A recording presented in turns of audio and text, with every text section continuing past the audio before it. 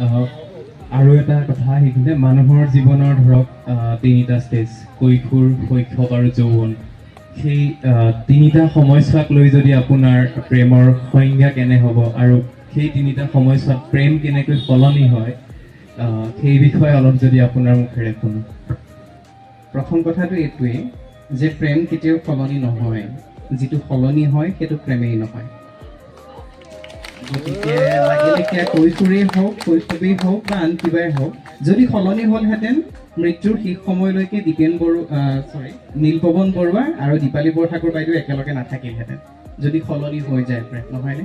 তেওঁলোকৰ বিবাহৰ পৰা মৃত্যু শেষ সময়লৈকে, শেষত যেতিয়া কফিনটোৰ ভিতৰত বাকচটোৰ ভিতৰত বাইদেউ শুই আছে, তেতিয়া নীলপৱন বৰুৱাই কৈছিলে ৰাতিপুৱা বাকচটোৰ পৰা ওলাই আহিবা। কিমান এটা কাতৰ আকুল আহ্বান, নহয় জানো? গতিকে সেইটো সলনি হোৱা বস্তু নহয়, একেটাই সংজ্ঞা থাকে আৰু সেই সংজ্ঞাটো কেতিয়াও সংজ্ঞা